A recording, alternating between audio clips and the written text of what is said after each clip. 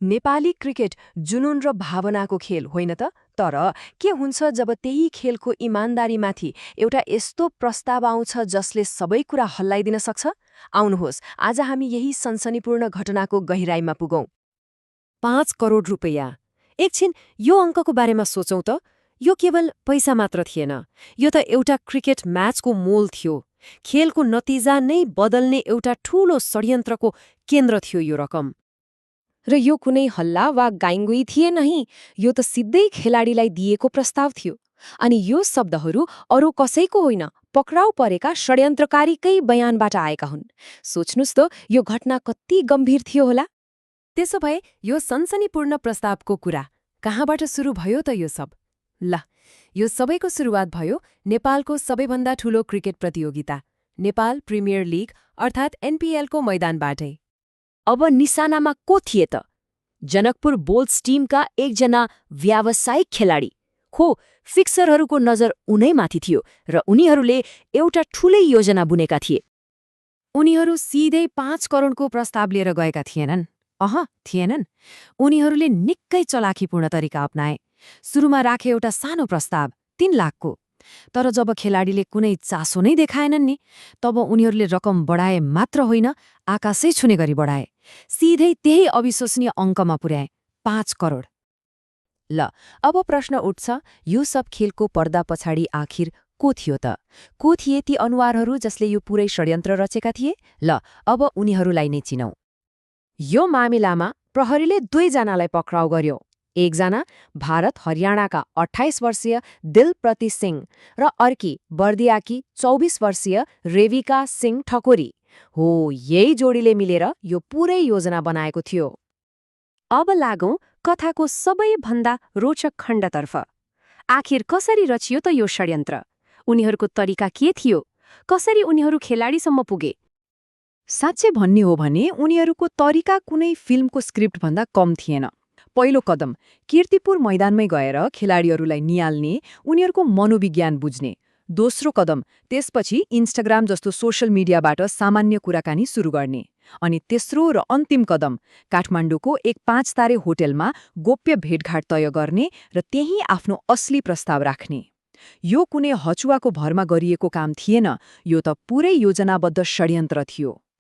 त्यसो भए उनीहरूले खेलाडीलाई के गर्न भने त? उनीहरूले चाहेको कुरा थियो रनआउट। सुन्दा कति सामान्य लाग्छ है? रन लिने क्रममा आउट हुनु।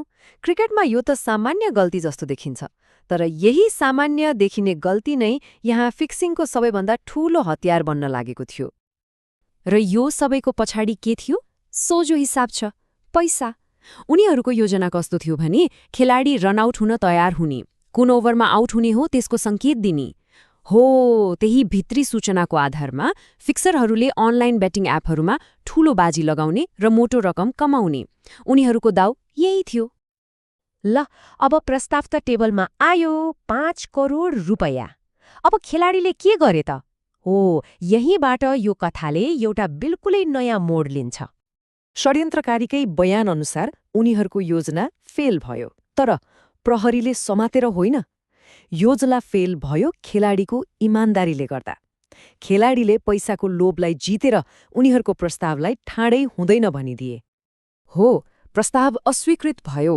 यति ठूलो प्रलोभनका बावजुद पनि ती खेलाडी आफ्नो अडानबाट डगमगाएनन्।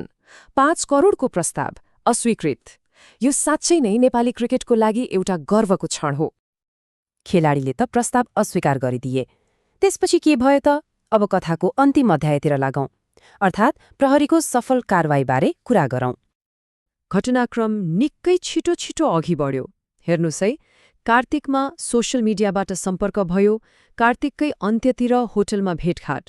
मङ्सिरको सुरुमा खेलाडीले प्रस्ताव अस्वीकार गरेर रिपोर्ट गरिदिए र मङ्सिर 3 गते त संदिग्धहरू प्रहरीको हिरासतमा।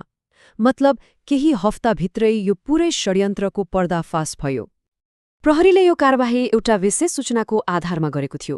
उनीहरूलाई खबर आएको थियो कि केही व्यक्तिहरूले एनपीएल खेलमा पैसाको लोभ देखाएर नतिजालाई प्रभावित गर्न खोज्दैछन्। हो, त्यही सूचनाको आधारमा प्रहरीले यो सफल कारबाही गरेको हो। ल, त्यसो भए यो पुरै घटनाबाट मुख्य कुराहरू के बुझियो त? पहिलो, 5 करोडको म्याच फिक्सिङ प्रस्ताव आएको थियो। दोस्रो, यो षड्यन्त्र खेलाडीको निगरानी, सोशल मिडिया र होटल मिटिङसम्मको योजनाबद्ध तरिकाले रचिएको थियो। तेस्रो र सबैभन्दा महत्त्वपूर्ण, खेलाडीले तुरन्तै प्रस्ताव अस्वीकार गरिदिए र अन्तमा 2 जना संदिग्ध पक्राउ परे र अहिले अनुसन्धान चलिरहेको छ। र अन्त्यमा यो घटनाले एउटा निकै गम्भीर प्रश्न पनि खडा गर्छ। यो त सतहमा आएको एउटा घटना भयो, के थाहा यस्ता अरू कति प्रयास भयो होलान्? नेपाली क्रिकेटमा फिक्सिङको खतरा साँच्चै कति गहिरो छ त? यो एउटा यस्तो प्रश्न हो जसमाथि सायद अब गम्भीर भएर सोच्ने बेला आएको छ।